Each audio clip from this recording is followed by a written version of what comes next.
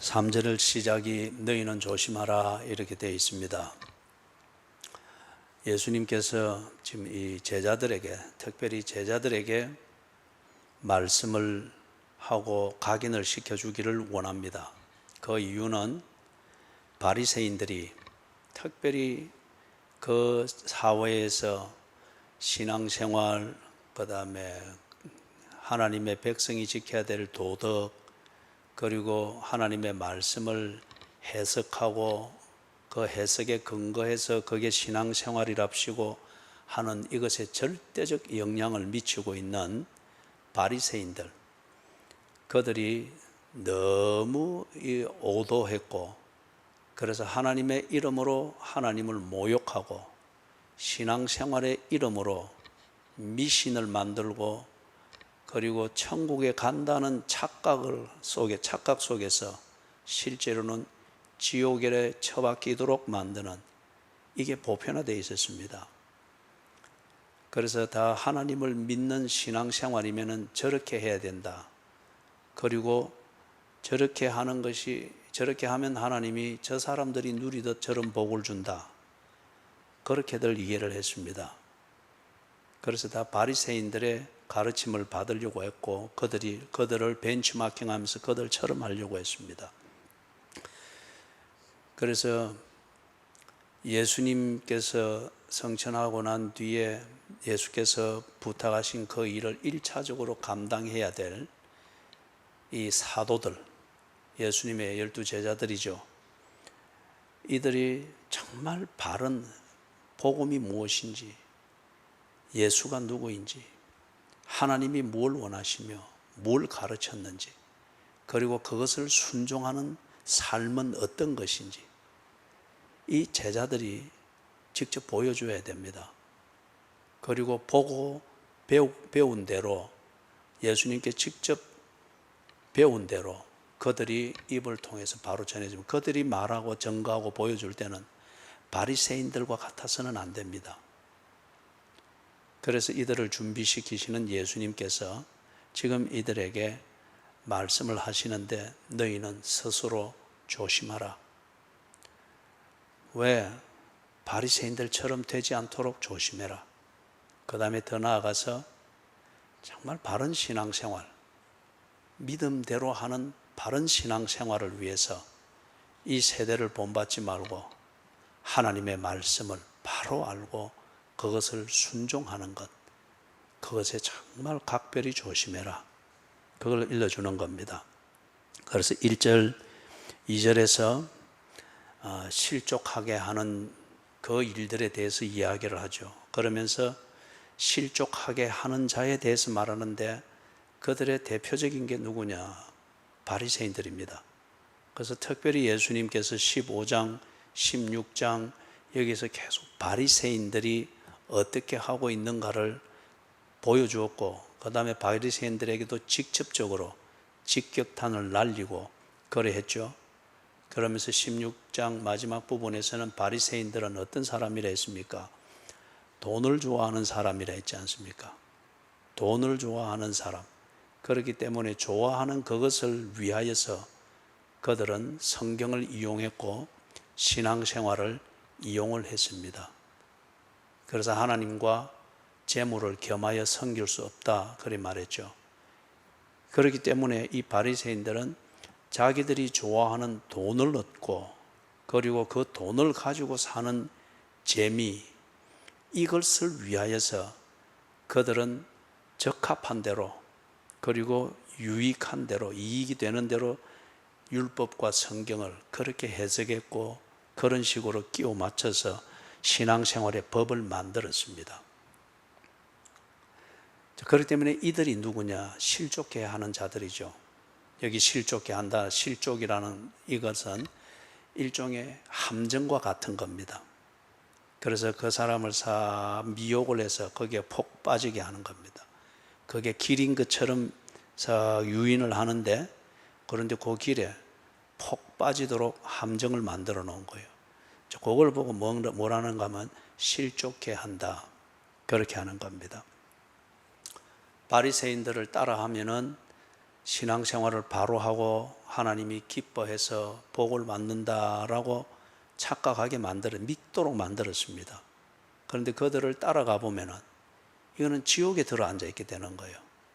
실족해 하는 자입니다. 그런데 2절에서 이 실족해 하는 것이 얼마나 엄중한 벌을 받게 되는 죄악인가 하는 것을 말하고 있죠. 그걸 예수님께서 비유적으로 말씀을 하신 겁니다. 실족해 하는 자, 그 사람에 대한 하나님의 징벌이 얼마나 엄중한지 그걸 비유를 들어서 설명을 하는데, 연자 맷돌을 목에 달고 바다에 빠뜨리는 것이 차라리 낫다. 스스로 시체도 안 떠오를 정도로, 안 보일 정도로 그렇게 사라지는 것이 나을 정도로 하나님께서 실족해 하는 자를 대해서 얼마나 엄중하게 그렇게 책임을 묻게 되는가 하는 것을 말하는 겁니다.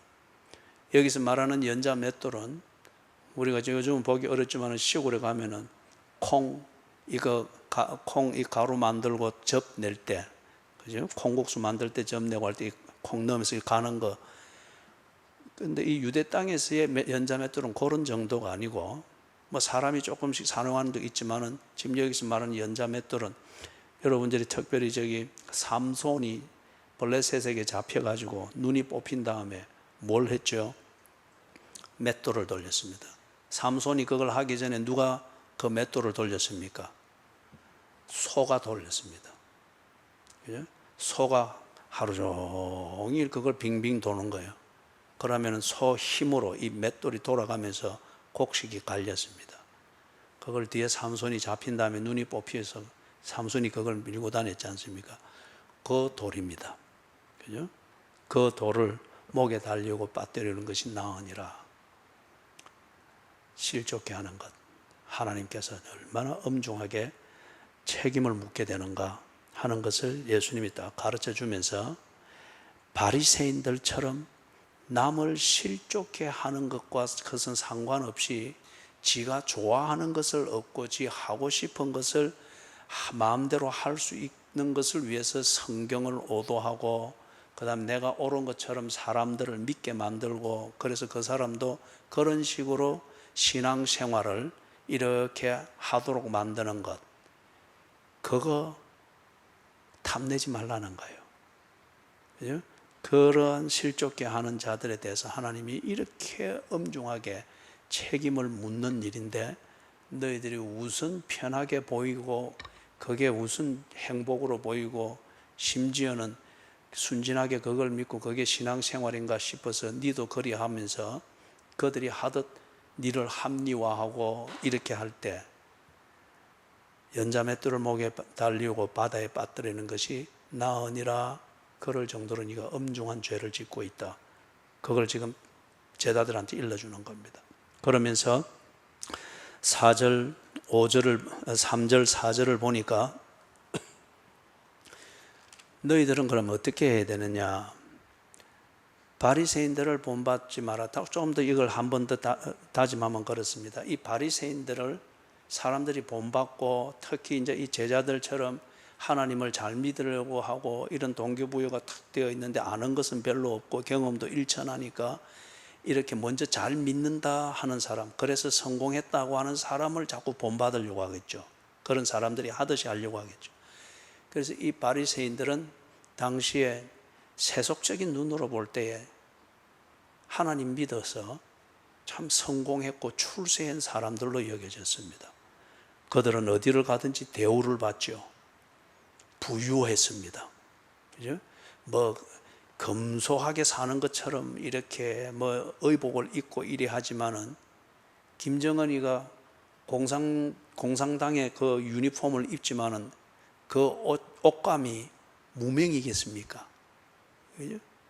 그런 것처럼 이 바리새인들이 어디 가나 대우를 받고 검소한 척 하지만은 그들이 입는 것은 부유한 자들이 입는 그러한 옷감들이고, 그래서 부유합니다. 모든 것이 여유가 있습니다. 그들에게 권력이 있습니다. 그들에게 명예가 있습니다. 그리고 많은 사람들이 바리새인들을 공경하고 존중합니다. 그렇기 때문에 저 사람들처럼 신앙생활하면은 하나님이 정말 저렇게 복을 주는구나. 그래서 바리새인들의 말을 들으려고 했고, 좀 하나님을 잘 믿어보려고 이렇게 이제 마음이 열려 있는 사람들 같으면은 바리새인을 당연히 흉내냈습니다.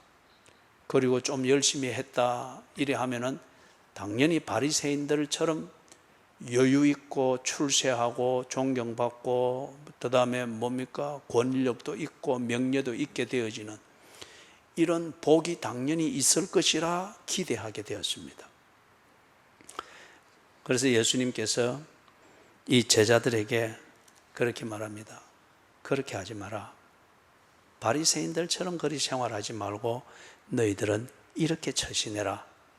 그러면서 한 가지 거기서 예를 드는 것이 죄를 다루는 문제, 특히 죄인을 다루는 이 문제에 대하여서 바리새인들처럼 하지 말고 하나님의 백성이면은 죄인을 다루는 문제는 이리 해야 된다. 형제가 죄를 범하거든 경고해라. 바리새인들은 경고는 하되 그러나 자기들에게 이익이 되도록 했습니다. 그렇기 때문에 어떤 죄는 죄로 다루고 어떤 죄는 죄 아닌 것으로 다루었습니다. 그리고 다루되 그 다루어 주는 걸 통해서 돈이 따라오면은 그 다루는 것은 형식이었습니다. 예를 들면은 오늘날 한국 교회에 이 뭡니까 목사들이 할 일 없이 신방을 다니고 할 일 없이 주중에 교인들 만난다고 바쁜데, 그런데 많은 경우에 보면은 꼭 필요해서 하는 분들도 있겠지만은 적지 않은 경우에 보면은 거기는 항상 대접이 따라오고 돈이 따라옵니다. 그리고 그래서 좋은 말들 해주고 뭔가 그래 살면 안 됩니다는 걸 지적은 하되 듣기 좋게 해주고 하면은 뒤에 아주 감사하다고 대접해주고 뭔가 촌지도 주고 그래야 합니다. 그런 수입들을 노려가지고 습관처럼 그렇게 하는 경우들이 있죠. 예를 들자면 그렇다는 겁니다. 바리새인들이 죄를 다루되 자기에게 유익하도록, 자기에게 이익이 있도록 죄를 다루었습니다. 그런데 예수님이 제자들에게 말할 때는 그런 식으로 하지 마라. 죄를 범하거든 간과하지 마라. 그리고 죄는 분명히 죄로 경고해라. 이때의 이 경고가 언제나 정죄하듯이 꼭 그럴 것은 아니죠. 죄를 범하는 그 형제가 내가 하고 있는 것이 잘못되었고 죄라는 것을 알 수 있도록 해주는 그 지혜로운 방법들이 있고 교제가 있겠죠. 정필요할 때에는 그렇게 직격탄을 날릴 수가 있겠죠. 이 부분에 대해서 예수님이 자세하게 가르쳐 준 그 지혜는 마태복음 17장에 보면은 잘 나와 있죠. 형제가 죄를 범하면은 딱 정인 둘을 데리고 가서 한두 명을 데리고 가서 권하고, 안 들으면은 혼자 가서 권하고, 안 들으면은 정인 한 둘을 데리고 가서 권하고, 그래도 안 들으면은 교회에 알리고, 교회의 권고와 이것을 가르쳐도 경고를 안 들으면은 그러면 어떻게 해야 했습니까? 세리처럼 다루어라 했습니다. 세리처럼 다루어라. 그게 지혜입니다. 그런데 이걸 듣고 회개하거든 용서하라고 합니다. 여러분, 여기서 중요한 것을 예수님이 우리에게 말씀하셨습니다. 우리는 언제나 용서를 말하는데, 그런데 진정한 용서가 안 되죠. 지 기분이고 그냥 지 양심에 어떤 충족감을 위해서 용서라고 하는 제스처를 하는데, 그러나 정작 상대방에게는 용서가 안 됐잖아요. 그리고 용서를 사랑의 이름으로 용서는 많이 말하는데 오늘날 한국 교회에 정화되지를 못하고 더욱더 더러워져 갑니다. 용서는 많이 말하는데 가정에서도 올바른 용서의 시행이 안 되니까 가정에서 사랑이라고 하는 이 커튼 아래에서 온갖 죄악들이 가정 안에서 양산되고 있습니다. 예수님이 뭘 가르칩니까? 회개하거든 용서하라고 합니다. 회개할 수 있도록 교제하는 것이 먼저입니다. 그리고 그 회개를 할 때에, 그죠? 진정한 사과로서 나올 수도 있겠고, 그럴 수 있겠죠. 그리 하거든 거기에 대해서 용서하라. 용서는 그것을 더 이상 문제 삼지 않는 겁니다. 그리고 용서는 그것에 근거해서 지금 공평하게 대해주어야 될 것과 공평한 교제를 대하여서 편견을 가지거나 왜곡시키거나 이렇게 하지 않는 것이 용서입니다. 용서는 신뢰와는 다릅니다. 용서는 지난 일에 대해서 정리를 하여 현재를 공평하게 처리하는 것이고, 신뢰는 앞으로를 위하여서 현재를 공평하게 처리하는 겁니다. 그래서 용서는 했으되 신뢰하기까지는 시간이 걸립니다. 여러분, 만약에 제가 살고 있는 집에 도둑이 누군가 들어왔다 치십시다.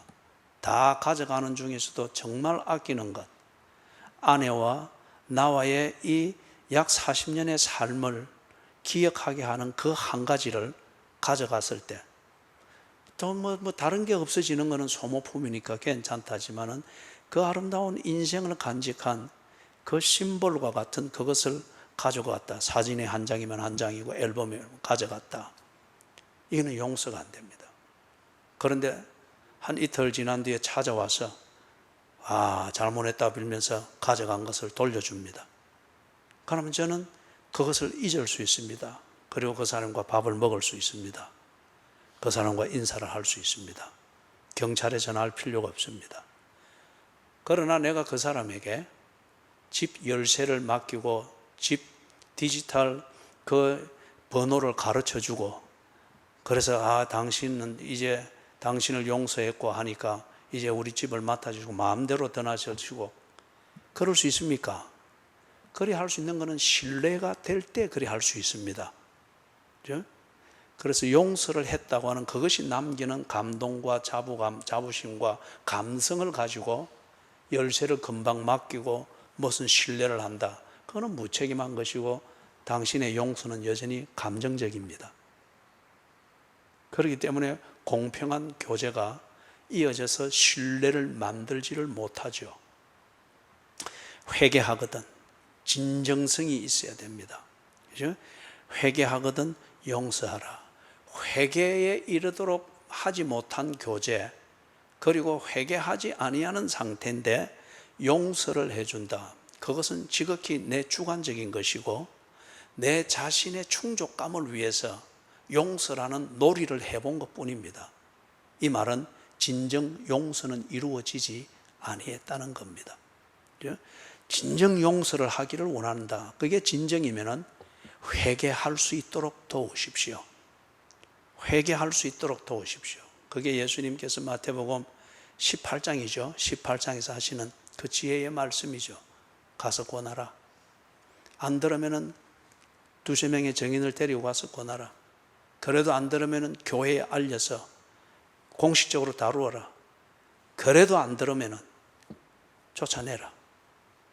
세리처럼 취급해라. 그죠? 그게 네가 어떤 종류의 사람으로 살고 있는가 스스로 보라는 것이죠. 회개하도록 돕는 이 진정한 교제가 있을 때 우리는 정말 용서를 알고 용서하기를 원하는 진정한 마음이 있는 것을 알 수가 있습니다. 그렇게 다루오라고 합니다. 4절에서 여기에 더하여서 어떻게 하라는가? 한 죄인이 같은 죄를 하루에 7번이나 반복을 하면서 할 때마다 와서 회개합니다. 진정 어린 사과를 합니다. 정말 미안하다고, 잘못했다고, 다시는 안 그런다고. 들으면 진정성이 있습니다. 그런데 이걸 7번이나 반복을 하면서 7번 그런데 다 회개합니다.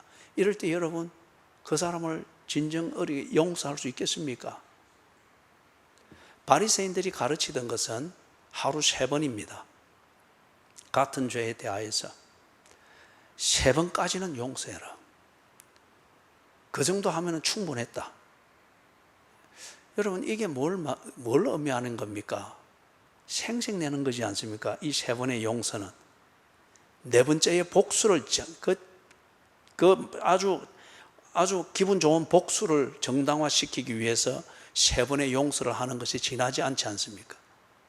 그렇기 때문에 이 바리새인들이 가르치는 이 용서는 용서에 강조점이 있는 것이 아니고 그것을 내가 하고 싶은 대로 복수하는 거기에 강조점이 있는 것이죠.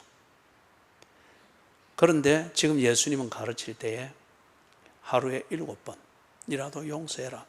이때 말하는 7번은 하나, 둘, 셋, 넷 카운팅해서 7을 말하는 이 의미가 아니고 유대인들의 이 숫자의 개념에서 7은 완전한 것입니다. 용서하되 완전하게 해라. 온전하게 해라.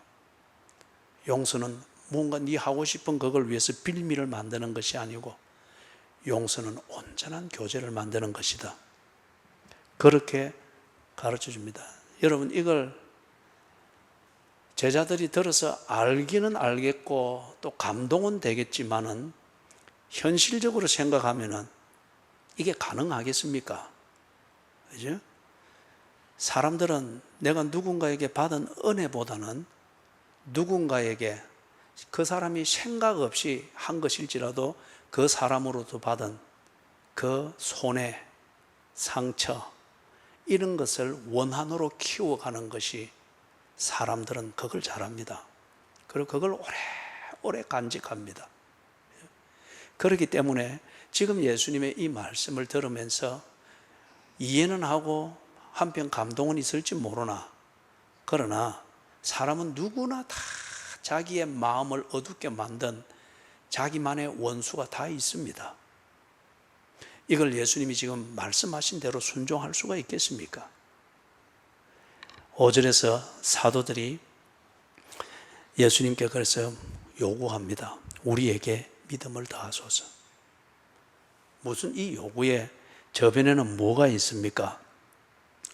제자들이 예수께서 말씀하신 대로 순종하기를 원하는 마음이 있다고 치십시다. 그런데 순종할 마음은 있는데 예수님 조건이 안 됩니다. 그 조건이 뭡니까? 믿음이 없다는 겁니다. 다른 말로 하면 이 사람들이 자기들이 믿음이 있다고 생각합니다. 그런데 이만한 것은 순종할 만큼의 믿음은 안 됩니다. 그러니 믿음을 더 크게 주십시오. 순종 못하는 것이 자기들의 믿음을 크게 해주지 않았다고 하는 이 조건에다가 이유를 붙입니다. 자, 여기 이 제자들이 그렇게 말하는 데에는 큰 모순이 있습니다. 근본적으로 이 사람들이 모순을 가지고 있는 게 믿음에 대해서 이해를 아직 못하고 있다는 겁니다. 믿음에 대해서. 믿음은 제자들이 이해하는 믿음이라고 하는 이것은 믿음은 본질의 문제가 아니라 믿음은 양이나 크기의 문제, 즉 기능이나 능력이나 어떤 실력 이런 종류로 그들은 생각을 하고 있는 거예요.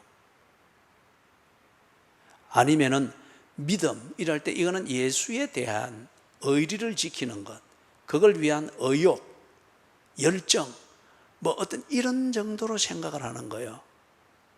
그래서 어떤 문제와 어느 정도 수준까지는 이들이 예수와 의리를 지키는 열정이 가득할 수 있는데 그것을 넘어가는 또 다른 종류의 문제나 어려움이 있을 때에는 이거는 좀 곤란한데요. 이거는 형편이 안 되는데요. 이거는 내 힘으로는 안 되겠는데요. 그렇게 되는 겁니다.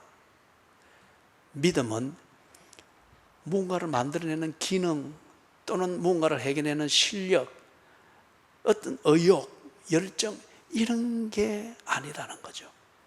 그런데 제자들은 그렇게 알고 있습니다.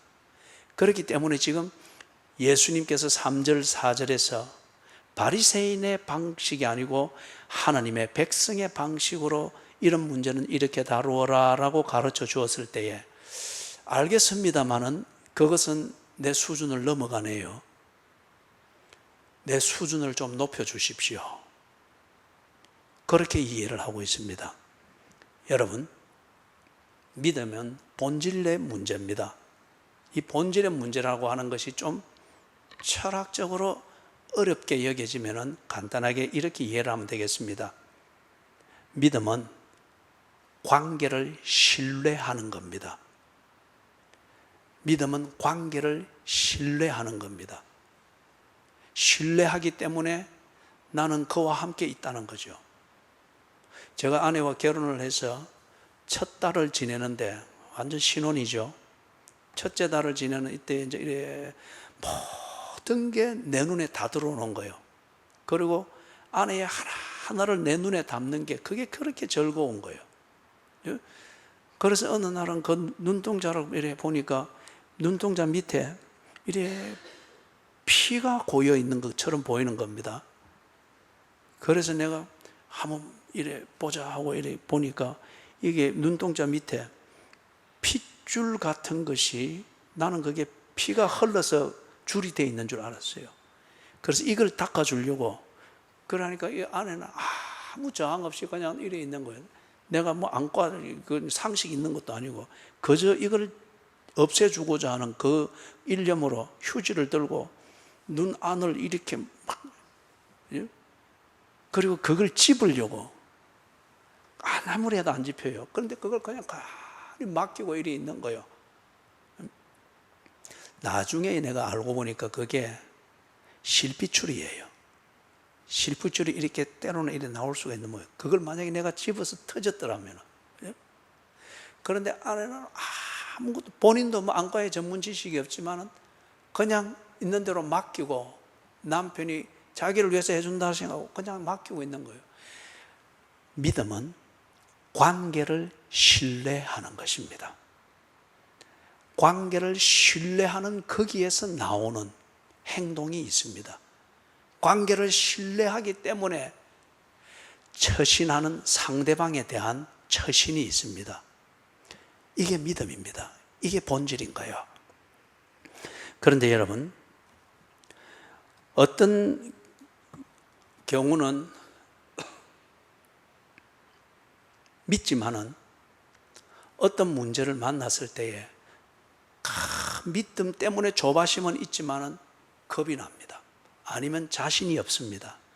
아니면 뭔가 계산이 앞서기를 시작합니다.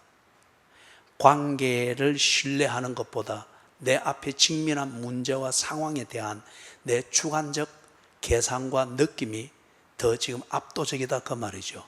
그럴 때는 여러분, 믿음이 작다기보다는 믿음은 본질적인 거잖아요. 믿음이 작다기보다는 뭐가 작은 거요? 그 믿음의 근거에서 행동을 옮기고자 하는 의욕이 작은 겁니다. 담대함이 작은 겁니다. 그 믿음 가지고 그 관계를 신뢰하는 것 가지고 상대방을 위하여서 무언가를 그 신뢰대로 하고자 하는 열정이 작은 겁니다. 그렇죠? 아예 그것이 없다면 그거는 의욕만 가지고 처음부터 시작했지 그거는 믿음이 없는 경우죠. 그런데 믿음은 있는데 상대방을 신뢰하기는 한데 어떤 상황이 될 때에 그 신뢰대로 행동에 옮기는 열정, 의욕, 의지, 담대함 이런 게 그만큼 되지 않을 수가 있습니다. 제자들은 지금 이걸 오해를 하고 있는 거죠. 그래서 6절에서 예수님께서 이것을 바로 잡아주는 거죠. 6절에서 예수님이 이제 비유를 듭니다. 비유를 들면서 주께서 이르시되 너희에게 겨자씨 하늘만한 믿음이 있으더라면 이 뽕나무대로 뿌리가 뽑혀 바다에 심기어라 하였을 것이요 그것이 너희에게 순종하였으리라. 이 비유를 들어서 믿음의 본질 조금 전에 설명했던 그것을 예수님께서 말씀을 하시는 거죠.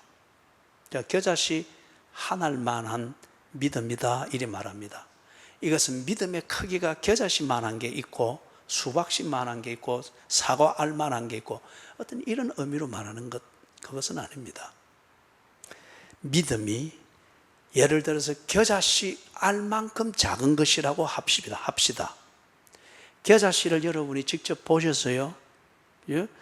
우리 그 좁쌀 요거보다 좀 더 작을 수가 있어요. 그런데 이걸 얼마나 큰가 싶어서 가까이서 이렇게 보면은 콧김에도 흔들릴 정도로 작은 겁니다. 그런데 이만한 요 씨앗이 딱 심길 때에 자라죠. 그래서 예수님이 다른 데서는 이 비유를 들어서 이게 심겨서 자라면은 새들이 와서 그 가지에 깃드니라. 콧김에도 흔들릴 만한 그 씨앗이지만은 이게 자라면은 이 씨앗보다도 몇천 배 더 큰 새들이 와서 그 가지에 앉아서 쉰단 말이에요. 그럼 여기서 말하는 게 뭡니까? 믿음은 생명체입니다. 믿음은 그 자체가 생명체가 되어서 믿음은 행하게 만들고 문제를 해결하게 만들고 꼭 이 씨앗이 심겨서 자라서 많은 새들이 와서 그 가지에 깃들어 쉬게 하듯이 이 믿음이 정말 내가 그 하나님과의 관계를 신뢰하는 이 믿음이 있다고 하면은 나는 그렇게 살아낸다는 거예요. 그죠? 살아낸다는 거예요. 처음에는 조그만 일들을 가지고 하나님의 명령대로 그 관계를 존중하며 살던 게, 그 다음에는 더 큰 일, 11조를 해내는 것까지. 그죠? 11조를 해내는 것까지도 감당했는데, 믿음은 생명체라는 거예요. 자, 여러분. 그래서 여기 뽕나무에다가 비유를 하는데요. 이 뽕나무는 지금 우리말로 딱히 옮길 번역이 없습니다. 그래서 지금 가장 가까운 그 계열의 나무인, 우리나라에서 보는 뽕나무라는 이름으로 했는데, 여기서 자라는 뽕나무라 되어 있는 이거는 우리나라에서 자라고 있는 이 뽕나무하고는 종이 좀 다릅니다. 그리고 우리나라는 강수량이 많잖아요.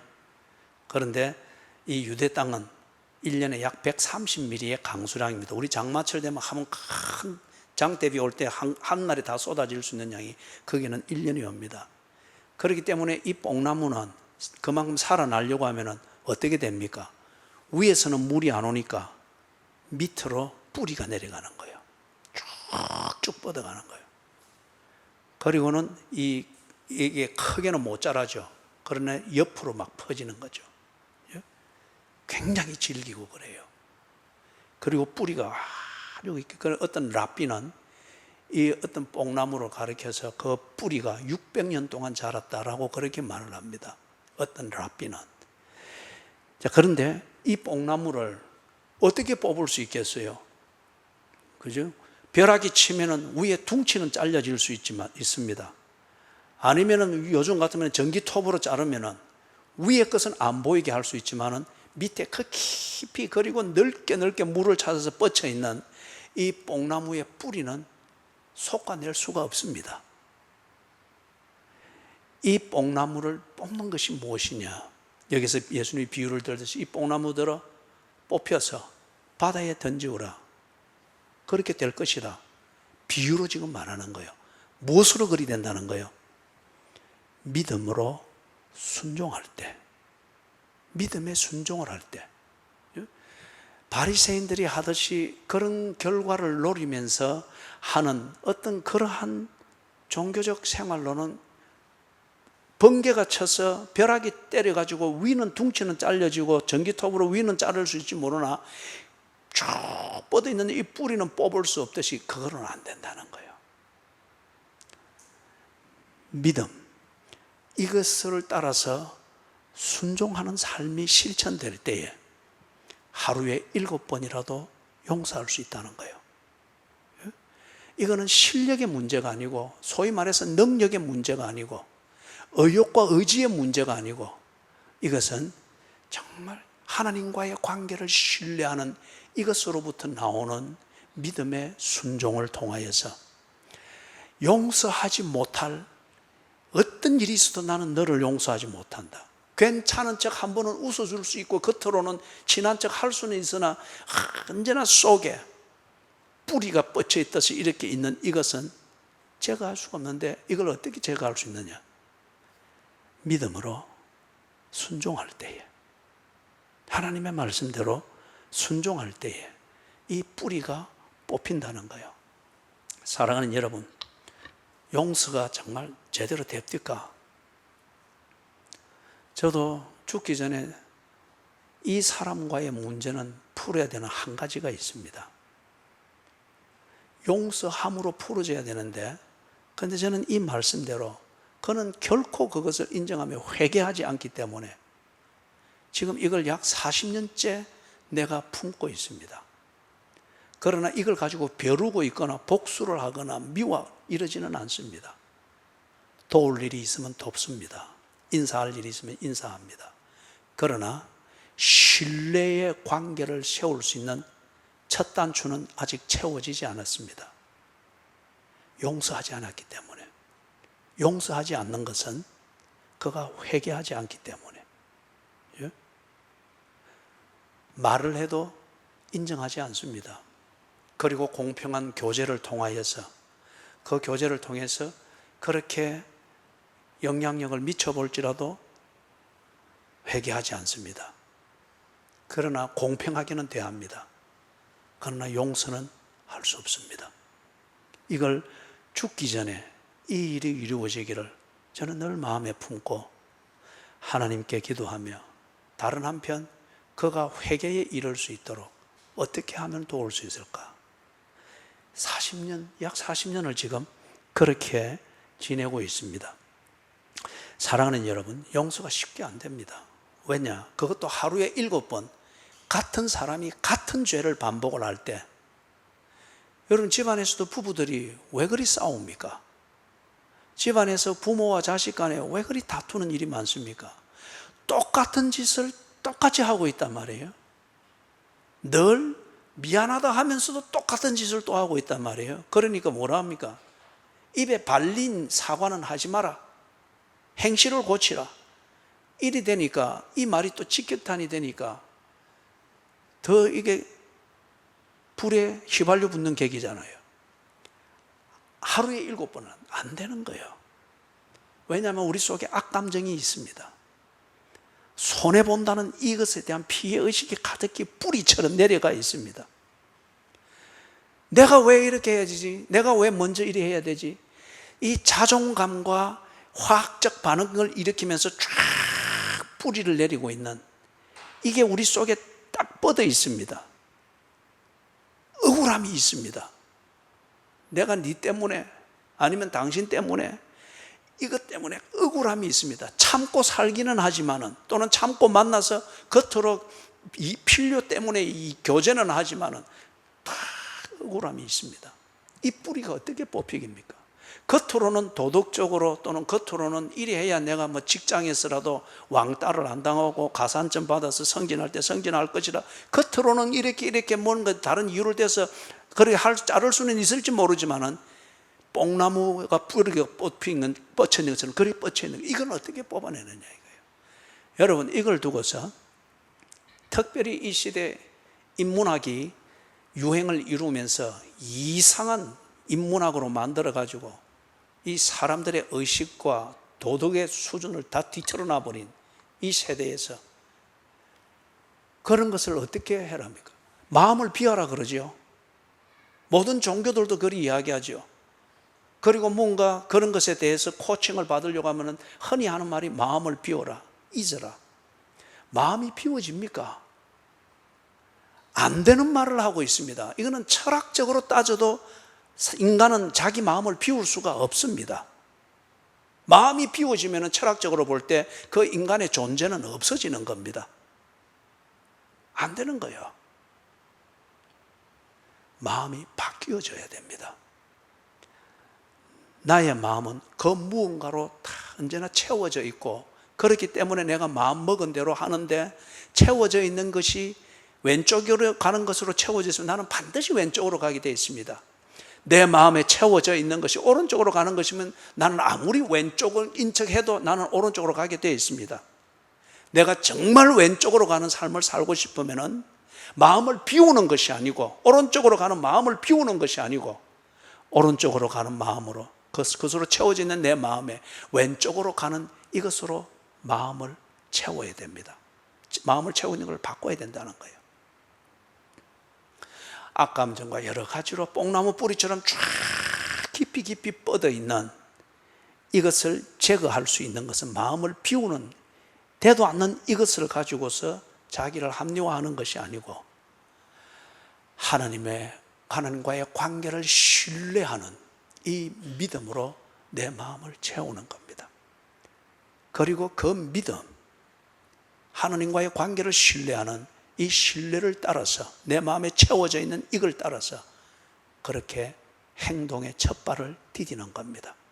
그럴 때에 용서하지 못할 그 깊이 박혀있는 이 뿌리들이 없어진답니다.